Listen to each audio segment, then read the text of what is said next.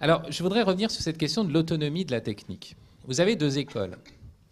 Vous avez une école, je ne pense pas que ce soit celle de Jean-Marie, même si ça pouvait laisser entendre, qui dirait que la technique est purement instrumentale. Ce sont des instruments et il suffit d'en faire bon usage. Ils ne sont pas moralement avec une intention en allant dans une direction. Il faut faire bon usage de ces instruments. Vous avez des tablettes électroniques. Vous pouvez faire bon usage de la tablette comme cela arrive à des fondateurs de communautés religieuses, dont je tairai le nom.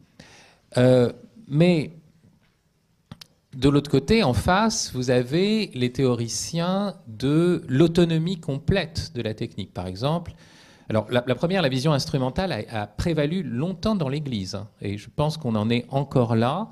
Et je pense que ça va causer certaines difficultés.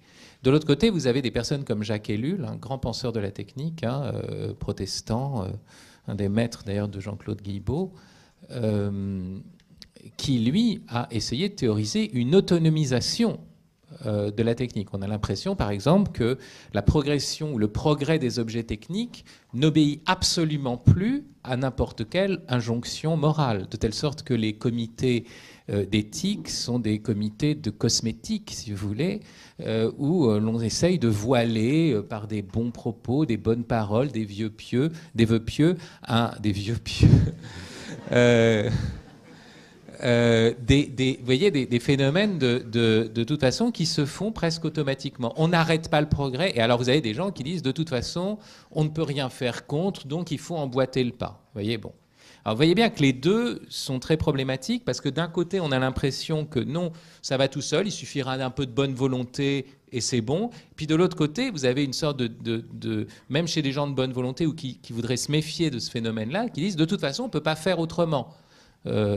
Demain, on fera des hommes augmentés. Si la Chine commence à faire des hommes augmentés et que nous, on reste des hommes, vous vous rendez compte, on va se faire écraser par les Chinois. Donc, il faut le faire nous aussi, etc. Bon, vous connaissez d'autres. Donc, instrumentalité et de l'autre côté, autonomie du domaine de la technique.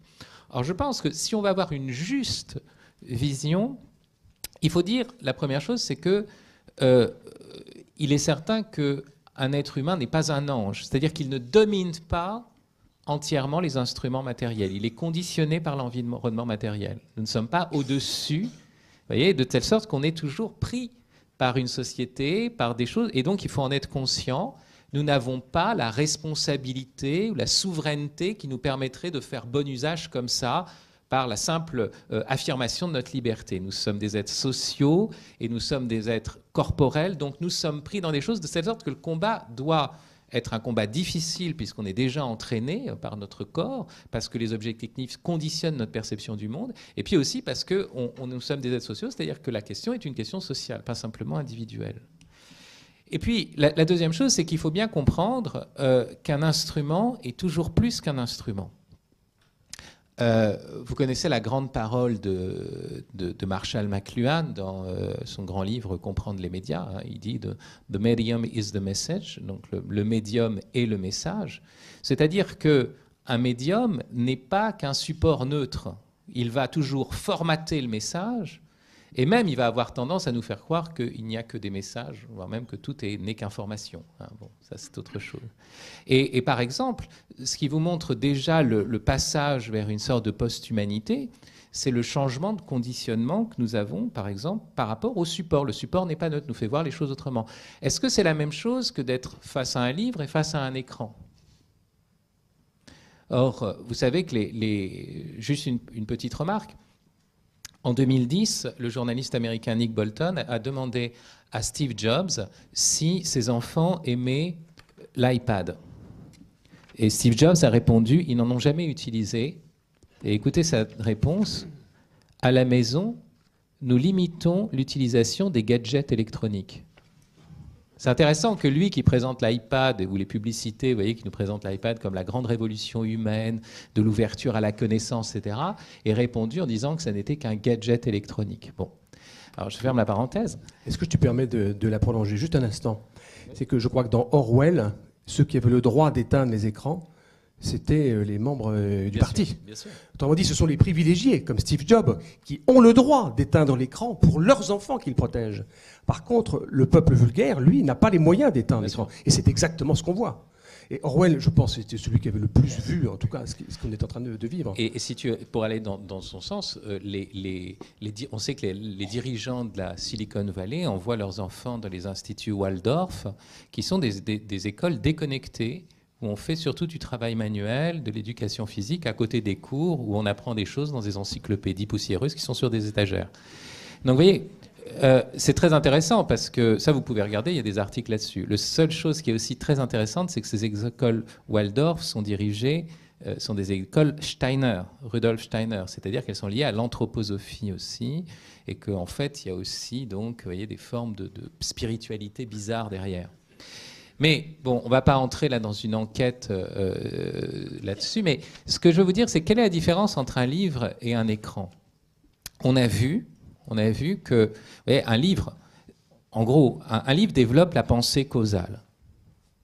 Pourquoi? Parce que quand vous écrivez dans un livre, vous avez une écriture qui est linéaire, qui se déploie à travers le temps, et vous avez un avant et un après. Vous devez classer les choses du monde selon l'avant et l'après. Qu'est-ce que je vais mettre avant? Qu'est-ce que je vais mettre après?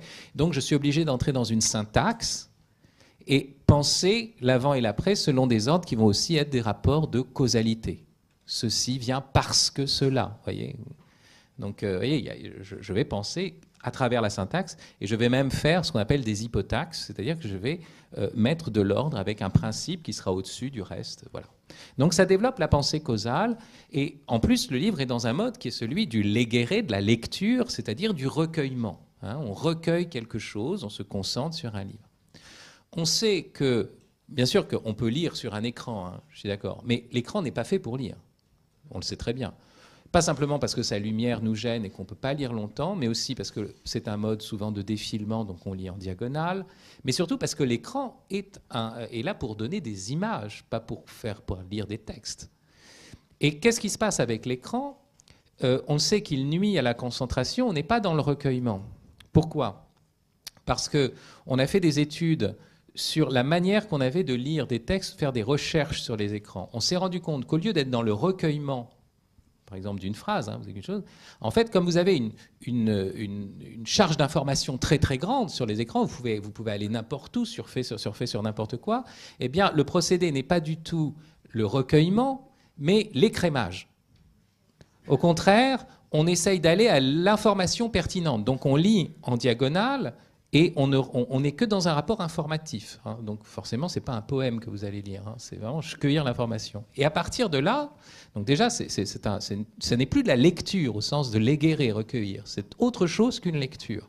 Et puis la deuxième chose, c'est qu'on n'est plus dans une pensée, donc on ne va pas vers la pensée causale, mais vers ce qu'on pourrait appeler une vision fractale. Pourquoi? Parce que l'écran est fait pour avoir des images, et pour avoir même des images juxtaposées. Donc on n'est plus dans une syntaxe, on est dans une parataxe, hein, la juxtaposition des choses. Et vous le voyez déjà dans un journal télévisé aujourd'hui. Enfin, vous savez, dans les chaînes info, vous avez un animateur qui vous dit un truc, qui vous dit que c'est une grande nouvelle, mais en fait, en même temps, vous savez que ce n'est pas une si grande nouvelle parce que vous avez une seconde nouvelle qui passe sous l'écran, avec bien sûr toujours ce qui est la nouvelle décisive, c'est-à-dire le CAC 40 et le Dow Jones, en plus, avec l'horaire, avec des choses, vous voyez, bon, on sait. Et vous remarquez d'ailleurs que les pages des journaux sont de plus en plus composées comme ça. C'est-à-dire, vous n'avez jamais plus vous avez une page avec un texte. Ça n'existe pas, les journaux. Vous avez la texte, vous avez une photo, vous avez un encart, vous avez un deuxième encart, vous avez un petit truc. Il faut que ça marche. Vous savez, c'est fait sur le modèle de l'écran qui vous balance beaucoup d'informations en même temps. Et donc, à cause de ça, vous avez des jeunes qui sont capables de faire très rapidement des associations d'images, des associations d'idées, mais qui ne sont plus capables de les articuler entre elles. Vous avez une sorte de dextérité dans l'association, mais dans l'articulation et dans la pensée, ça devient très difficile. Et c'est pour ça qu'on a des personnes qui sont très fragilisées dans leur capacité critique, ça c'est certain. Qui croient tout le temps critiquer parce qu'ils suivent le premier comique venu, mais en réalité, qui n'ont pas la capacité de se recueillir et de prendre du recul pour penser les choses. Donc vous voyez, ce n'est pas qu'un moyen. Le moyen induit une perception du monde, induit une manière aussi de procéder pour notre esprit. et donc l'influence radicalement. Donc il faut avoir compris cela pour comprendre qu'il ne s'agit pas de dire on a des moyens et puis on s'en sert, il faut en faire bon usage. Il faut comprendre que ce ne sont pas que des purs instruments, ce n'est pas non plus complètement autonome, mais il faut comprendre que le médium induit certaines choses et il faut en être conscient pour pouvoir y résister.